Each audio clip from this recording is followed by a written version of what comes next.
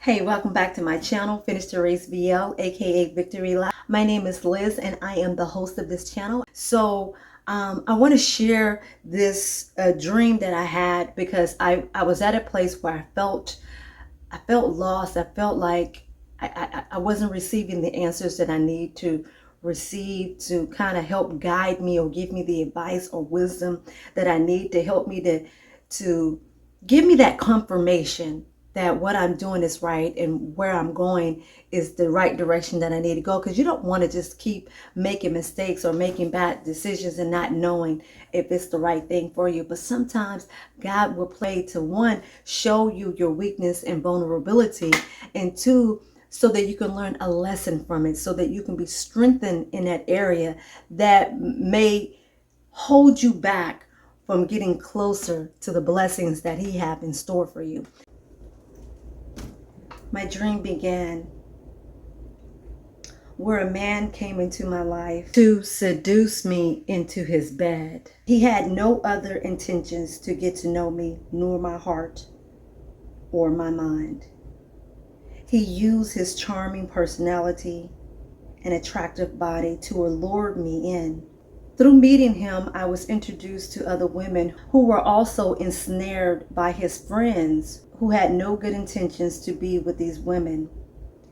These women, being blinded by their foolish ways, did not know that they were ensnared and captivated by their bodies for sex and other unimaginable pleasures. At the time, I was gullible, lonely for a brief moment. I was foolishly drawn by lust for the sake of companionship or to feel the touch of a man. The women who were being sexually used tried to befriend me, but it was something about them I couldn't receive into my spirit, especially when they tried to advise me to pursue this man. So a day has come where the ladies planned a day at the beach, and I knew in my heart that was the day I was going to give myself to this charming man. But God sought otherwise. There were many people on the beach in the water, and the waves were choppy and strong. One of the ladies suggested we shouldn't go into the water because the waves were too strong, and I agreed. Many people at the beach didn't fear the waves and continued to play and enjoy the ocean. We eventually all decided to go into the water despite how choppy the waves were. But something inside me said it would be okay. We were all floating around in the water, and it led us deeper into the ocean. And we were battling with the waves, and everyone started to panic and fear. And they attempted to head back to shore because the waves were overtaking us.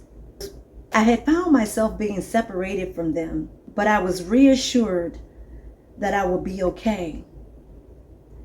As they were being consumed and eventually swallowed up by the ocean, I began to fear and panic a little bit. But the Lord spoke to me again and reassured me that He got me, that I will be saved. And as I was watching everyone being swallowed in by the ocean, I saw a dolphin coming towards me, passing all the people and those I came with to the beach. And the dolphin disappeared. And then all of a sudden it came right underneath me. I touched its smooth and slippery skin. And I was amazed how the Lord used a dolphin to rescue me from the danger I was about to get myself into. And then the dolphin or the whale came up underneath me and saved me and brought me back to shore. And that's the first part of my dream. So what I took from that is that I was about to put myself or entangle myself into a situation with a man, a strange man who had no intentions to really wanting to get to know me. A lot of decisions that I've made when it came to relationship had not always been the best one. So I vowed to get my life in order, right? Spiritually, eternally, especially with a lot of the stuff that I dealt with in my past. And I've already given my testimony about that. But there are times when distractions or weapons that will be formed against you to kind of get you off your path, your path to, you know, where the Lord is trying to take you in life, right? Recently, I had encountered with someone that I had met that was extremely charming and was saying all of the right things, right? You know, spiritually and just all this type of stuff. But then there was a couple of red flags that I was seeing. And I had told myself, okay, Liz, if you ever meet someone that you may be interested in, this time around, don't ignore the red flags or don't make excuses for that person. Because obviously when a person shows you who they are, you need to believe that, right? My goal was not to engage in any type of relationship while I'm making my preparation to Africa, because it's kind of difficult for us to bring someone into your life and then also explain to them, okay, this is what I'm doing, this is where I'm going in my life. And some people may not be receptive to that, and some people may not meant to go on that journey with you, right? And so but we all have our areas of vulnerability where we may let our guards down just for a brief moment. But this symbolization of what I saw in the dream and how I was saved from being entangled in something that if I had opened my heart up, that probably would have set my path or my path to Africa back, right? I probably would have got caught up with this person and decided maybe I need to push back my date to Africa and pursue this thing. And sometimes we don't know how the weapons can be formed against us would look like. It can look like anything. It's not going to look like an actual weapon or something that you would be alone. It can come through your family. It can come through your own mother. It can come through a stranger who you just met. It can come through your children. It can come through at your job where people are trying to make things difficult for you. And sometimes it can come in such a cunning way. You really don't see it as a threat, or you don't see it as there's some cautionary warnings that you need to see. It comes subtle. It comes where you least expect it, right? And not knowing that this is a whole trap that this person or individual or situation is trying to get you in to set you back from pursuing where you need to go in your life. Had I opened up my heart or the door for this man to walk in, right? Who knows how my heart would have felt madly in love with him, right? To the point where he could have persuaded me to say, oh, Africa, don't go to Africa or whatever. And I'm just saying this for example to help someone.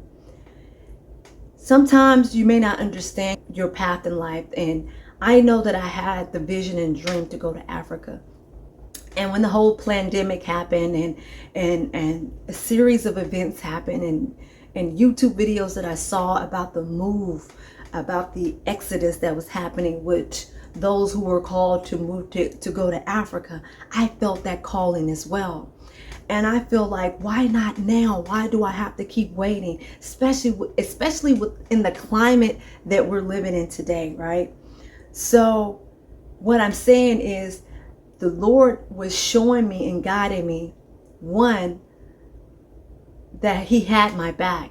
And those who was trying to surround themselves around me, right, to get me to do something that I know I shouldn't be doing, or maybe I didn't know at the time, but the Lord made it a way of escape where I didn't get myself entangled in that situation.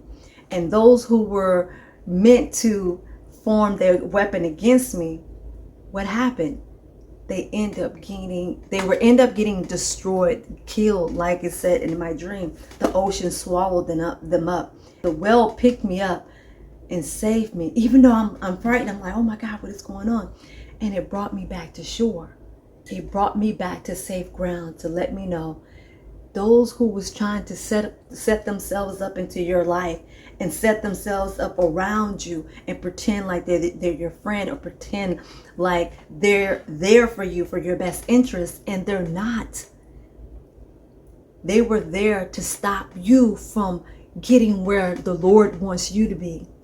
And if you stop that, if they stop that, they stop you from your spiritual growth. They stop you from your blessing. They stop you from whatever it is that is meant for you to pursue, your purpose, right? So in that, I was happy to know that the Lord was showing me, okay, I got you. I know you feeling like you want companionship, you want someone in your life, but that person ain't for you. Let me save you from that, because the Lord won't put too much on you that you can't bear, right? And he will get you out of a way of escape from the dangers of the enemy. So let me go into the second part of my dream. And I'm hoping,